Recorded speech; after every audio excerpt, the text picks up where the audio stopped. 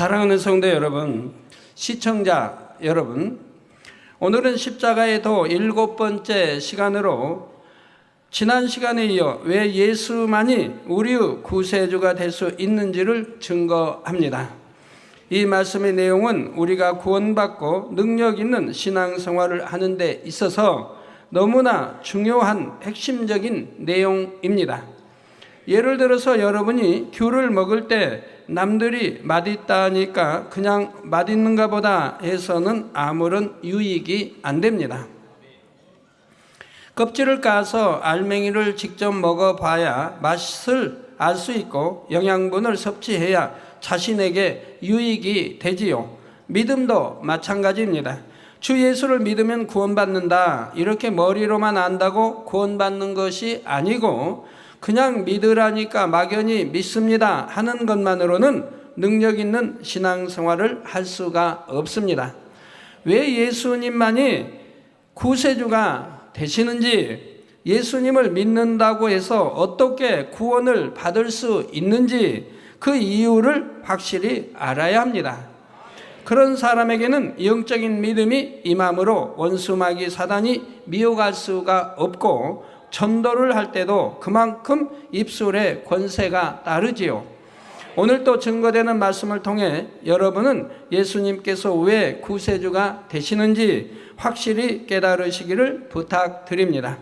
그리고 누가 물어올 때도 정확하게 설명할 수 있도록 이 말씀을 온전히 양식 삼으시기 바랍니다. 그래서 정령이 예수 그리스도의 생명이 여러분 안에 있고 그 생명을 많은 사람들에게 전파할 수 있으시기를 주님의 이름으로 축원합니다. 사랑하는 성도 여러분, 시청자 여러분, 죄인된 인류가 구원받으려면 그 죄를 대속해 줄 구세주가 필요한데, 인류의 구세주가 되려면 그에 합당한 자격을 갖춰야 한다 했습니다. 그 첫 번째 조건은 사람이어야 한다고 했지요. 그래서 첫 번째 조건은 여러분들도 해당이 되었지요. 토지 무르기의 법칙에 의해 아담의 근족인 사람만이 인류의 죄를 대속할 자격이 있는 것입니다. 예수님은 분명히 사람으로 이 땅에 태어나셨음을 역사가 증거하고 있으니 첫 번째 조건에 합당하십니다. 다음으로 두 번째 조건은 무엇이라 했습니까? 아담의 후예가 아니어야 한다 했지요. 아담의 후예는 모두가 죄인이기에 죄인들의 죄를 대속할 수는 없는 것입니다. 여기까지는 지난 시간에 증거한 내용입니다. 성도 여러분, 그러면 왜 아담의 후손들은 모두가 죄인일까요? 아담의 후손은 이미 태어나면서부터 아담의 죄를 물려받고 태어나기 때문입니다. 이 말이 무슨 뜻인지 좀 더 자세히 설명해 드리죠. 하나님께서는 사람을 창조하실 때 아담과 하와에게 생명의 씨를 주셨습니다. 곧 남자의 정자와 여자의 난자가 결합되어 새로운 생명이 잉태되게 하신 것이지요. 그런데 작은 생명의 씨인 정자나 난자 안에는 부모의 기가 다 들어있다는 사실입니다. 부모의 성품이나 성질, 본성, 외모, 심지어는 습관에 대한 내용까지 다 들어있지요.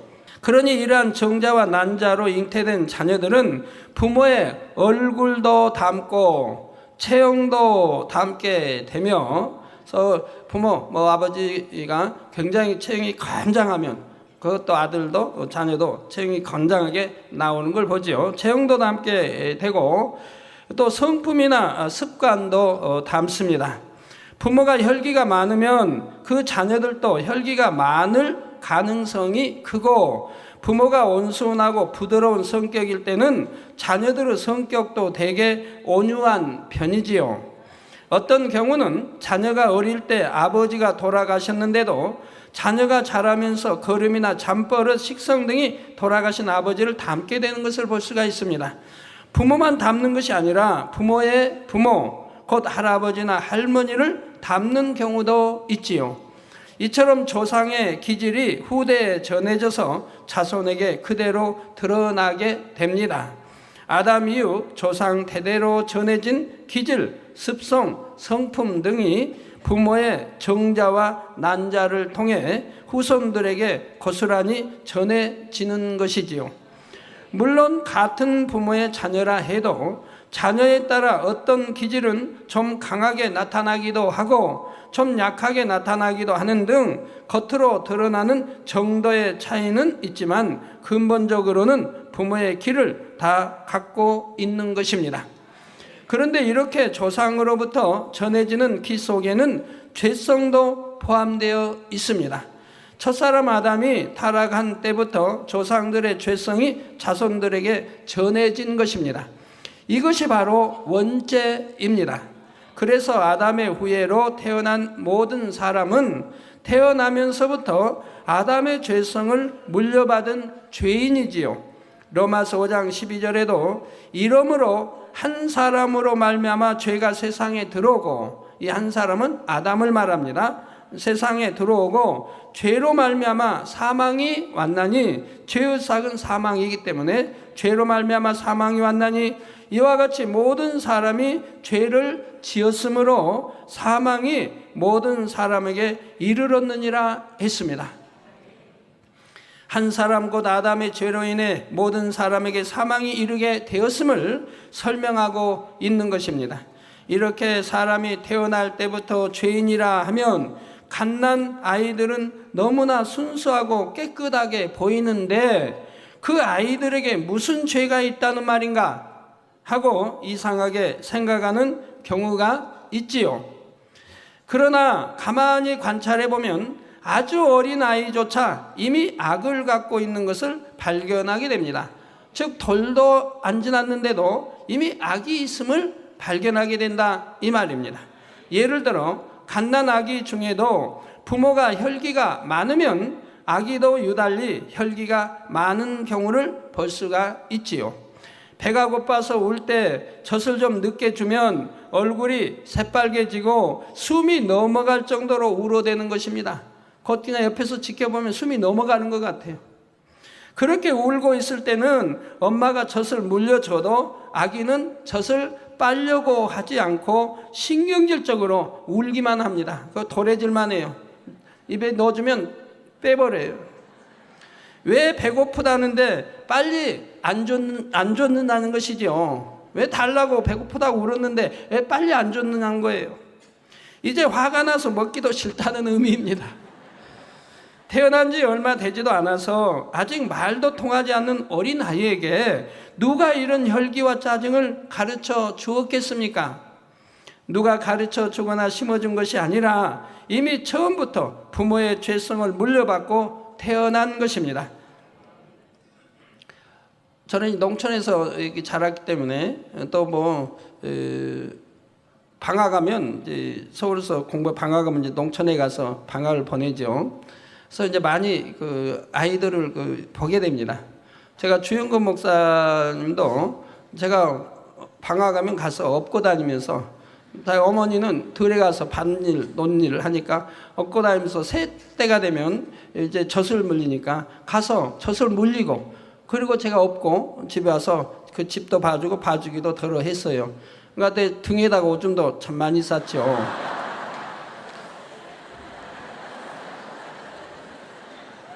근데 저희 아이들을 이렇게 농촌에서 많이 보다 보면 어떤 아이는 참 온유합니다. 이게 젖을 늦게 줘도 그냥 좀 울다가 젖 물리면 그냥 빨아먹는 아이들이 있어요. 금방 울다가 먹고 그냥 빨아먹고 금방 웃습니다. 그런데 어떤 아이는 도래질하고 난리합니다. 그냥 싫다는 거예요. 화가 잔뜩 났다는 얘기예요.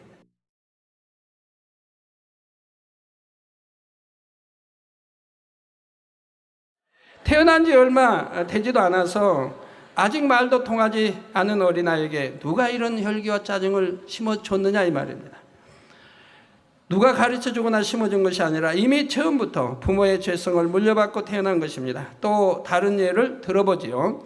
어린아이가 보는 앞에서 엄마가 다른 아기를 안고 사랑해 주면 어떤 일이 생길까요? 대부분의 아이들이 싫어하면서 다른 아이를 자기 엄마에게서 떼어내려 합니다. 왜 다른 아이가 우리 엄마한테 안겨 있고, 또 이제 농촌 옛날에 보면 장난하기 위해서 다른 아이를 젖을 물리게 됩니다. 그러면 이제 그걸 보질 못해요. 와서 그 아이 머리를 잡아 자꾸 떼어내려고 합니다. 먹지 못하게 떼어내려고 해요. 왜 우리 엄마의 사랑을 받느냐 하는 마음으로 속상해하는 것입니다. 다른 아이를 엄마에게 떼어내려고 해도 자기 마음대로 되지 않으면 엄마에게 짜증을 내고 엄마를 때리기도 합니다. 아이를 떼면 안 되면은 돌아가가지고 엄마 등을 막 때리면서 막 웁니다. 그래도 계속 말을 듣지 않으면 그대는 앙하고 울어버리는 것을 볼 수가 있습니다. 만약 어린아이에게 죄가 전혀 없이 선하고 깨끗한 마음을 가졌다면 이런 반응을 보일 리가 없습니다. 진리는 좋은 것을 서로 나누어 주는 것이기에 자기 엄마의 사랑을 다른 아이가 나눠 받는다면 싫어하는 것이 아니라 오히려 기뻐해야 합니다. 그러지 못하고 싫어하는 이유는 우리 엄마의 사랑은 나만 받아야 한다는 욕심과 시기, 질투가 있기 때문이지요. 그렇다면 이 아이에게 누가 시기, 질투와 욕심, 짜증 이런 죄악을 심어 주었을까요? 누가 가르쳐 준 것이 아니라 아담 이후로 전해진 죄성을 물려받고 태어난 것입니다.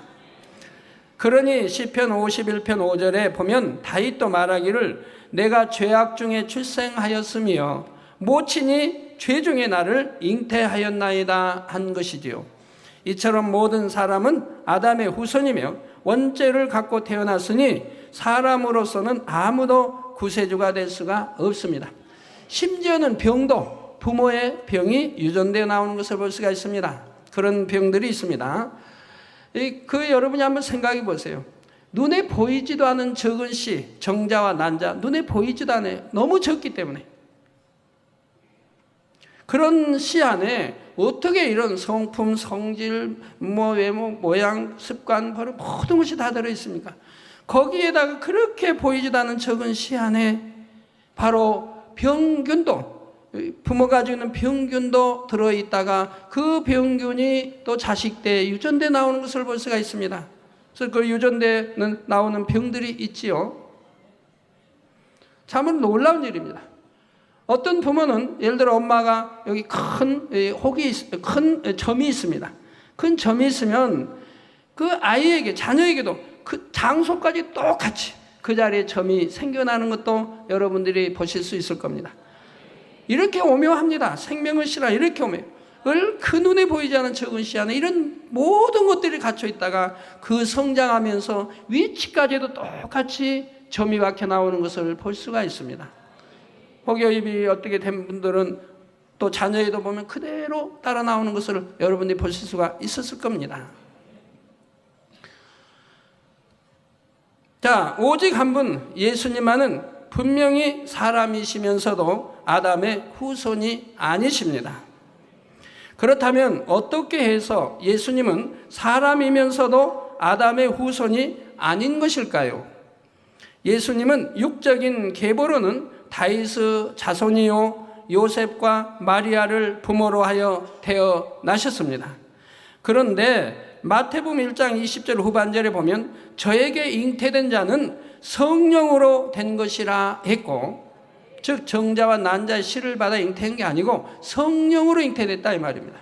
마태복음 1장 23절 전반절에는 보라 처녀가 잉태하여, 즉 처녀가 아닌 곳에 이렇게 잉태시켰다고 한다면은 오해가 생길 거 아닙니까? 성령으로 잉태됐다는 거 안 믿으려고 할 거 아닙니까? 남자와 사랑해서 잉태됐겠지 이럴 거 아니겠습니까? 그래서 보라 처녀가 잉태하여 아들을 낳을 것이요 그 이름은 임마누엘이라 하리라는 예수님에 대한 예언의 말씀이 나옵니다. 모든 사람이 원죄를 타고 나는 까닭은 부모의 정자와 난자를 통해 부모의 죄성을 물려받기 때문이라 했습니다. 그런데 예수님은 요셉의 정자나 동정녀 마리아의 난자를 통해 잉태된 것이 아니라 성령의 능력으로 잉태되셨다 했지요. 전능하신 하나님께서는 사람의 정자와 난자가 결합하지 않는다 해도 성령의 능력으로 얼마든지 예수님을 잉태하게 하실 수 있는 것입니다. 요셉도 마리아도 아담의 후손이지만 예수님은 단순히 동정녀 마리아의 몸을 빌었을 뿐 성령의 능력을 통해 잉태되셨으므로 죄인들의 길을 전혀 물려받지 않으셨지요. 따라서 예수님은 아담의 후예가 아니요 원죄가 없으신 것입니다. 천하 인간 중에 성령으로 잉태되어 나신 분은 오직 예수님 한 분뿐입니다. 세상에서 성인이라 존중하는 위인들이라 해도 누구나 아담의 후예요 원죄를 가진 죄인이기에 결코 구세주가 될 수는 없습니다. 그러므로 오직 예수님만이 인류의 구세주가 될 수 있으신 것이지요. 사랑하는 성도 여러분, 여기서 반드시 기억할 것이 또 한 가지 있습니다. 비록 동정녀 마리아가 예수님을 잉태하기는 했지만 그렇다고 해서 마리아가 예수님의 어머니가 될 수는 없다는 사실입니다. 만약에 과학기술이 더 발달해서 사람의 정자와 난자로 잉태된 수정체를 기계에서 10달간 양육했다고 하면 그 아기가 그 기계를 엄마라고 불러야 할까요? 그럴 수는 없지요. 물론 마리아는 예수님을 잉태하기 위해 선택되었을 정도로 하나님 앞에서 선하고 사랑스러운 온유한 여인이었습니다. 하나님을 사랑하는 여인이었습니다. 그렇다 할지라도 마리아는 피조물일 뿐이며 결코 예수님의 어머니가 될 수는 없습니다. 그러므로 성경에도 예수님께서 친히 마리아를 어머니라 부르신 경우는 없으며 때때로 예수의 어머니라 기록한 것들은 제자들의 입장에서 그렇게 기록한 것뿐이지요.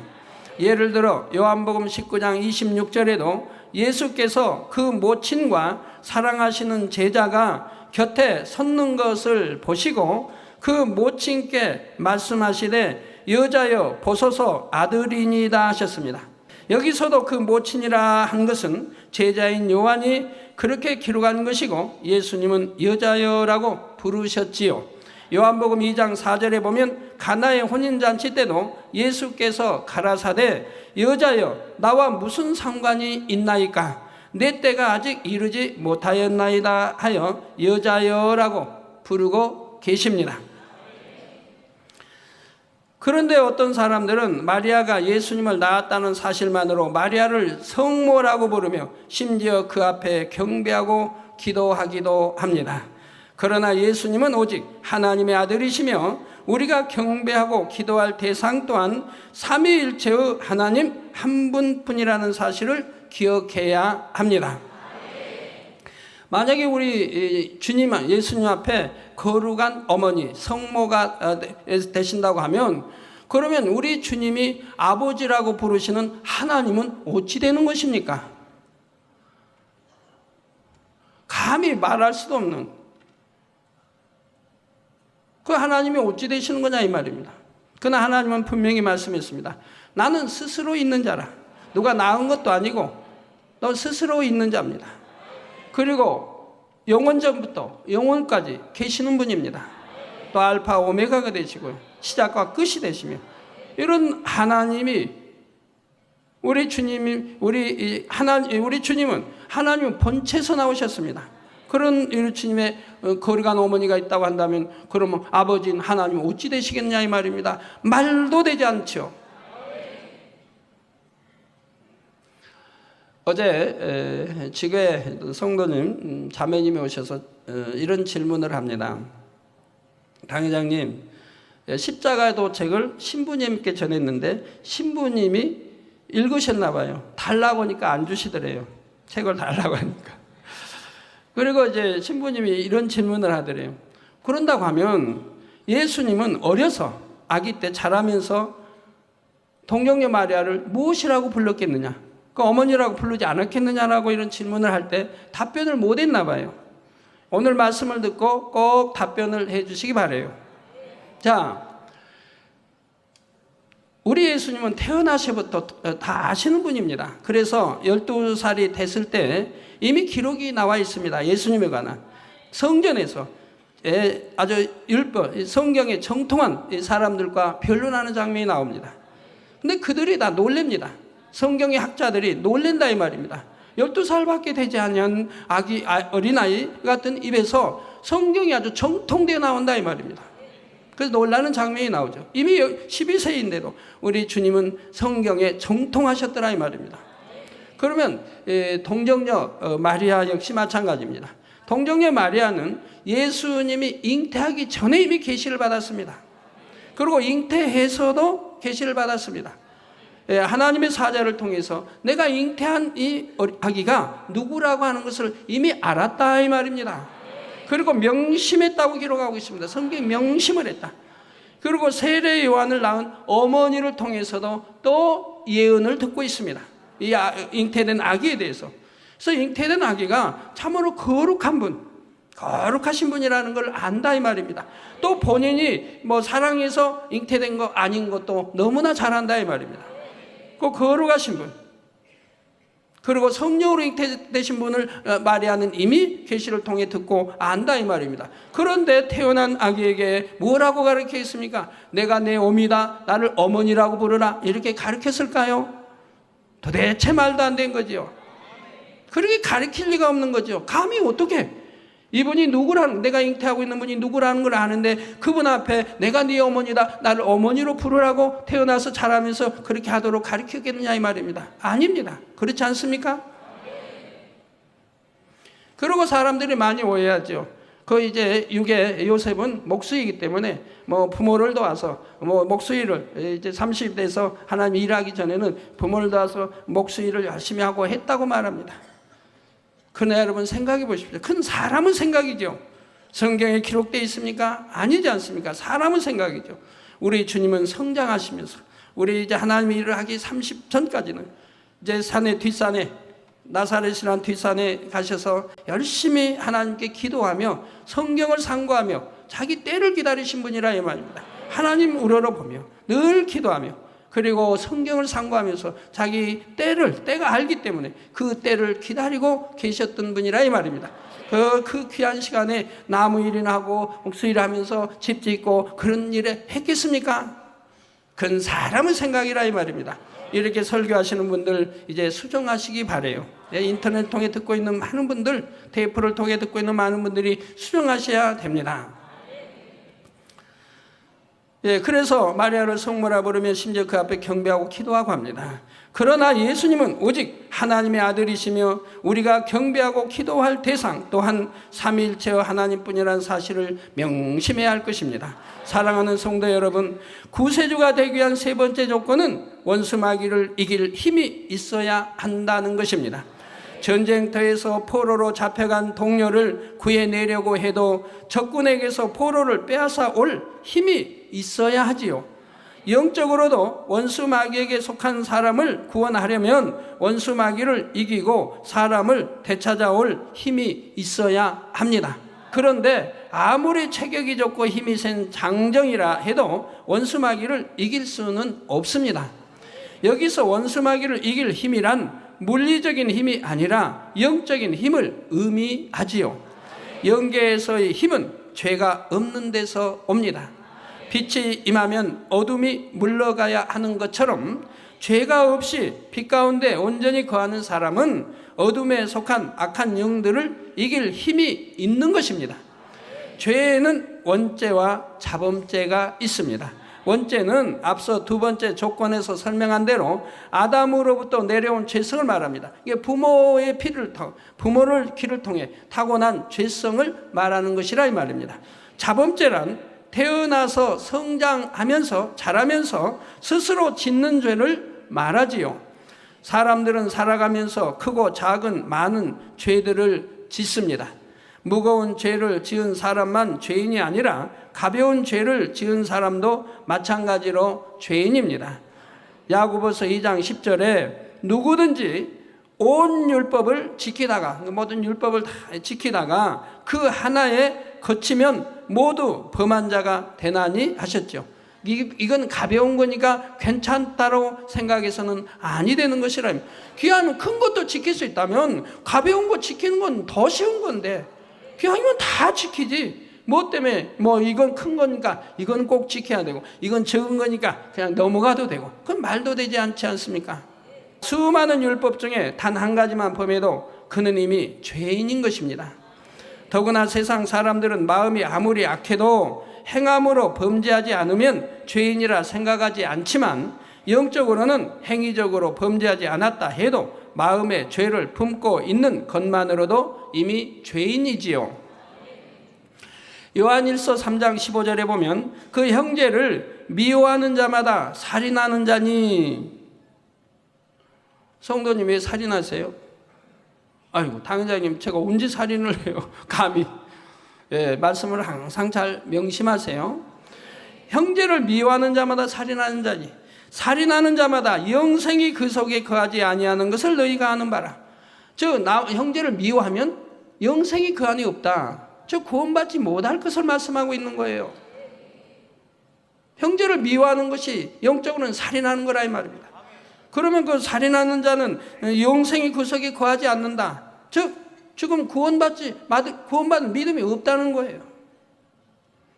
형제를 마음으로만 미워한다 해도 이는 형제를 미워해서 살인한 사람과 마찬가지로 죄인이라는 뜻입니다. 원수도 사랑하라는 것이 우리 하나님의 주님의 말씀 아닙니까? 또 마태복음 5장 28절에는 여자를 보고 음욕을 품는 자마다 마음에 이미 간음하였느니라고 하나님 말씀하고, 마음에 탐심을 가지고만 있어도 도둑질한 사람과 마찬가지로 죄인이 되지요. 근데 탐심이란 나쁜 마음이 있으니까요. 자, 이처럼 행함으로나 마음으로나 단 한 번이라도 범죄한 사람은 인류를 구원해낼 수 있는 힘이 없습니다. 아담 이후의 모든 사람은 원죄를 가진 죄인이고 또한 자범죄를 짓고 살아갑니다. 나는 행함으로나 마음으로나 죄를 지은 일이 한 번도 없습니다 하고 당당하게 말할 수 있는 사람은 없습니다. 그러니 아무도 구세주가 될 자격이 없는 것이지요. 오직 예수님만이 원죄도 자범죄도 없으심으로 구세주가 되기에 합당한 자격을 갖추셨습니다. 예수님은 아담의 후손이 아니므로 원죄가 없으시다 했습니다. 또한 태어나서부터 십자가를 지고 죽으실 때까지 온전히 하나님의 율법을 지켜 행하셨기에 자범죄도 전혀 없으십니다. 태어나신 지 8일 만에 율법대로 할례하신 것을 비롯하여 마음으로나 행함으로나 결코 진리를 벗어나는 일이 없으셨지요. 그러므로 히브리서 7장 26절에는 예수님을 가리켜 이러한 대제사장은 우리에게 합당하니, 즉 우리 주님을 말씀합니다. 우리 예수님, 주님은 우리에게 합당하니 거룩하고 악이 없고 더러움이 없고 죄인에게서 떠나 계시고 하늘보다 높이 되신 자라 했습니다. 또한 베드로전서 2장 22절에도 보면 저는 죄를 범치 아니하시고 그 입에 쾌사도 없으시며 했지요. 오직 예수님만이 거룩하고 악이 없으시며 전혀 죄를 범치 않으신 분이라는 사실입니다. 이처럼 예수님은 전혀 죄가 없으셨기 때문에 원수마귀 사단으로부터 인류를 구원할 힘이 있으셨으며 죄의 삭은 사망이라는 율법의 저주에도 매이지 않을 수가 있으셨습니다. 그러니 십자가에 달려 죽으셨을지라도 사망 권세를 깨뜨리고 부활하실 수가 있었던 것이지요. 사랑하는 성도 여러분, 예수님은 죄가 없으셨기에 사망 권세를 깨뜨리고 죄인들을 구원하셨을 뿐만 아니라 그 영적인 권세로 천하 만물을 다스릴 수 있으셨습니다. 원수 마귀 사단이 굴복할 뿐만 아니라 질병, 균, 약함도 예수님께 순종했지요. 악기에 들려 고통받는 자가 예수님 앞에 나왔을 때 예수님께서 악기에게 나가라 명하시면 악기는 순종하고 나가야 했습니다. 예수님께서 명하시면 질병, 균도 떠났습니다. 소경, 귀머거리, 벙어리, 안진뱅이도 예수님께서 명하시면 온전한 몸으로 회복되었습니다. 그런다고 해서 우리 주님이 아무에게나 명하신 건 아닙니다. 응답받을 수 있는 믿음이 있을 때 명하십니다. 죄에서 떠나 있을 때 명하십니다. 안진뱅이 중풍병자가 왔을 때도 주님이 어떻게 하십니까? 네 죄사함을 받았느니라고 말씀하실 때 그 중풍병자가 상을 가지고 걸어가는 것을 봅니다. 저 죄사함을 주시니까 치료가 되더라 이 말입니다. 일어나 걷게 되더라 이 말입니다. 그래서 하나님과 어떤 죄담이 있기 때문에 응답이 되지 않는 것을 여러분들은 너무 많이 보았습니다. 통에 잡아갈 때, 성령이 통에 잡아갈 때, 그리고 기도받으면 그런 분들은 한결같이 깨끗하게 치료받는 것을 여러분들은 무수히 간증을 통해서 들으셨습니다. 그래서 우리 주님이 그 당시에도 소경 많이 있었습니다. 절름발이 많이 있었고 벙어리 많이 있었습니다. 그런데 우리 주님이 소경을 많이 치료하신 게 아닙니다. 주님이 소경을 치료할 때 그 소경에 대해서 성경에 기록이 났지 않습니까? 그 소경이 얼마나 착한 마음을 가졌는지, 얼마나 고든 마음을 가지고, 얼마나 진실된 마음을 가졌는지, 얼마나 거짓되지 않는 참 마음을 가졌는지가 기록되어 있습니다. 그래서 생명의 위험 앞에 있어도 저 예수로 인해 치료, 내가 눈을 떴다고 한다면 죽일 수가 있다 이 말입니다. 그 부모님들은 비겁해요. 자기 아들을 치료해 주신 주님을 부인하려고 대답 안 했는데 회피했는데, 아들에게 물어보라고 아들에게 전가했는데, 아들은 떳떳하게, 소경이 눈을 뜬 아들은 떳떳하게 말하더라 이 말입니다. 나를 치료해 주시면 그분이다라고 말한다 이 말입니다. 왜 어찌하여 여러분들은 그걸 모르느냐? 그분이 하늘로부터 오지 않았으면 어떻게 내 눈을 보게 하겠느냐라고 담대하게 이업 앞에서도 말하는 걸 본다 이 말. 그런 참마음, 진실된 고든 마음, 정직한 마음, 이런 마음을 가졌기 때문에 우리 주님을 만나서 소경이 그 눈을 뜨게 된 것이라 이 말입니다. 귀신들도 다 마찬가지입니다. 많은 분들이 참 귀신 들린 자도 마찬가지. 어떤 성령 해방이나 거기나 모두 또 내 입술로 그런 걸 하는 자들 했기 때문에 귀신들이 떠나지 않는 걸 보게 됩니다. 그러지 않는다면 명하면은 바로 떠날 수밖에 없는 것입니다. 또한 죄 없으신 예수님의 권세 앞에서는 천하 만물도 순종했습니다. 예수님께서 풍랑을 꾸짖으시며 바다를 향해 잠잠하라 고요하라 하셨을 때 풍랑이 그치고 바다가 잔잔해졌던 것을 볼 수가 있지요. 이러한 영계의 법칙은 예수님만이 아니라 예수님을 믿는 하나님의 자녀들에게도 해당됩니다. 요한일서 5장 18절에 보면 하나님께로서 난 자마다 범죄치 아니한 줄을 우리가 아노라. 하나님께로서 나신 자가 저를 지키심에 악한 자가 저를 만지지도 못하느니라 했습니다. 즉 하나님께서 나신 자라고 하면 바로 성자 우리 주님 또 성령을 말씀한다 이 말입니다. 그래서 여러분 성령의 불담으로 지켜주기 때문에 질병이나 균 어떠한 것이 틈을 타지 못하는 것을 보고 어떤 재앙까지도 지킴받는 것을 여러분들이 보지 않습니까? 예를 들어서 여러분들이 어떤 몸에 상처를 크게 났습니다. 그러면 당연히 세상 방법으로는 소독을 해야 되고 그리고 주사도 맞고 붕대도 감아야죠. 그러나 우리 성도님은 어찌합니까? 믿음 있는 성도님들은 그대로 놔둡니다. 공기 중에 노출시킵니다. 그럼 공기 중에 아주 세균들이 다 있는데 그런 세균이 거기에 상처난 살에 단다고 하면 당연히 의학적으로 어찌 되겠습니까? 안 되지요.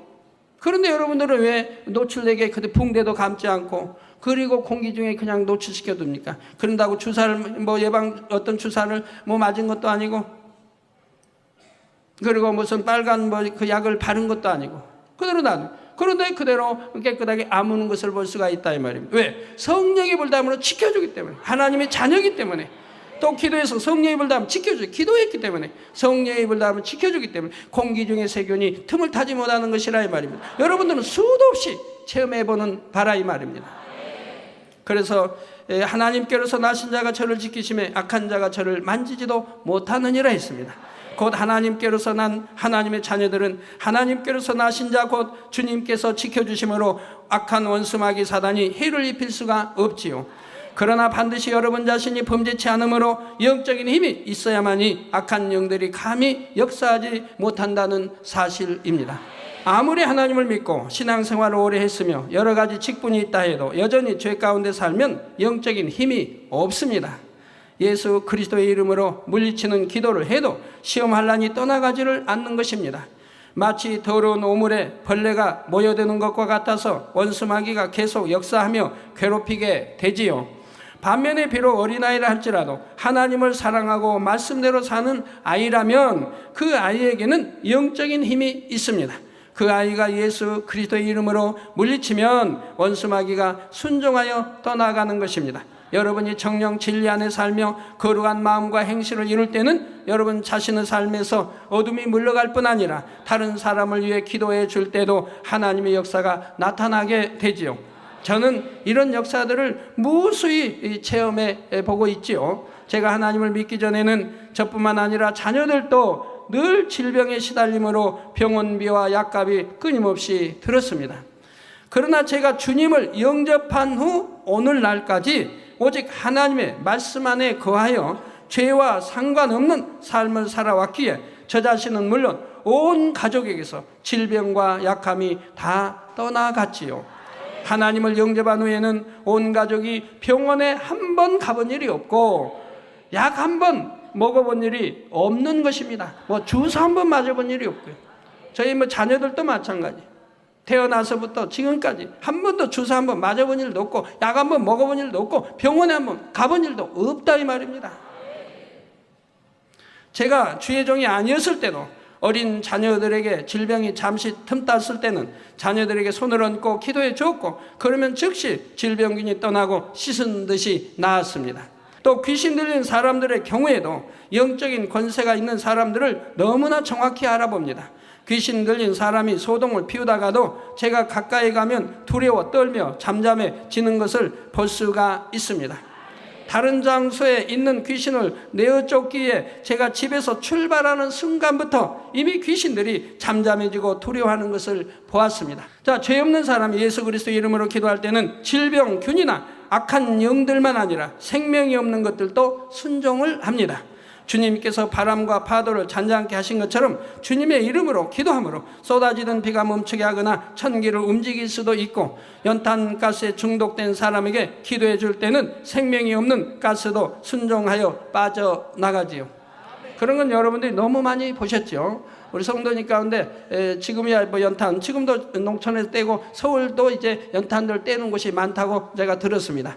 그러나 옛날에는 연탄을 많이 주로 연탄을 뗐기 때문에 연탄가스로 겨울 되면 죽어가는 사람도 꽤 있었다 이 말입니다. 그래서 제가 개척 때는 연탄가스에 취해서 의식을 잃어버리고 몇 시간 만에 발견되고 이런 사람들이 제 앞에 오면 기도 한 번 하면 한 2분이면 완전히 정상으로 돌아간다 이 말입니다. 그리고 후유증 하나도 없다 이 말입니다. 그래서 살아난 분들도 여기 일꾼 중에 여러분이 계시다 이 말입니다. 말 한마디 하면 연탄가스도 그냥 순종해 나간다 이 말입니다. 그리고 또 여러분들이 화상을 입어서 전세에 많은 화상을 입으면 그 열기로 얼마나 고통을 받습니까? 그런 분들도 이 열아 물러가라고 제가 기도하면 그냥 즉시 물러가는 걸 봅니다. 화상을 입은 사람들에게 기도해 줄 때는 먼저 화기를 물리쳐 주는데 이때도 뜨거운 열기가 즉시 순종하여 빠져나가므로 고통이 사라지는 것입니다. 본 교회의 성도님들 대부분이 이러한 역사들을 보고 듣고 체험한 증인들입니다. 이런 역사들을 볼 때도 영적인 힘과 권세는 바로 죄가 없는 데서 비롯된다는 사실을 깨달을 수 있는 것이지요. 사랑하는 성도 여러분, 오늘은 구세주의 조건 중 두 번째와 세 번째를 증거했습니다.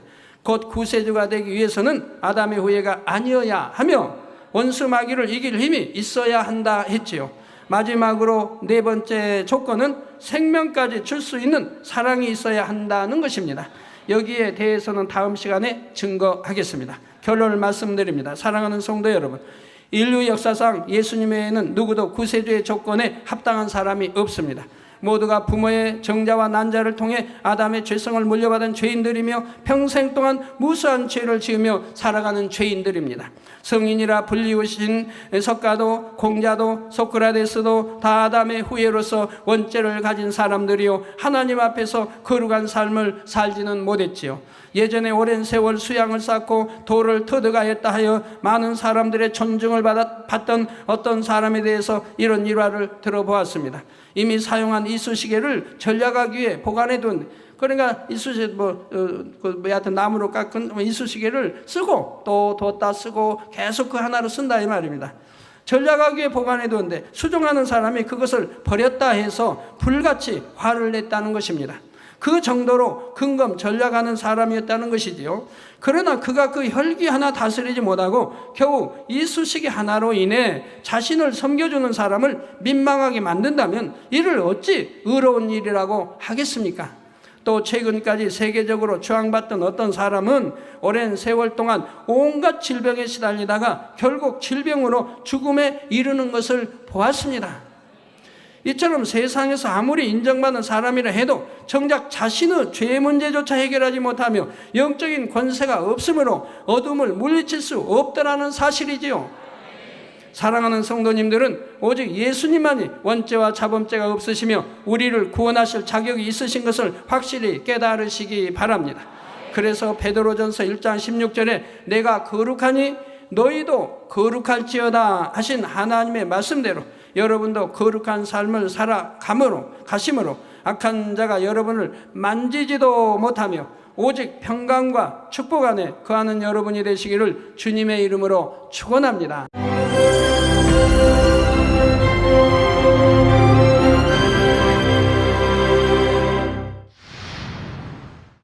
할렐루야. 전능하신 사랑의 아버지 하나님, 이 시간 기도받는 모든 성도님들 위해 안수하여 주옵소서.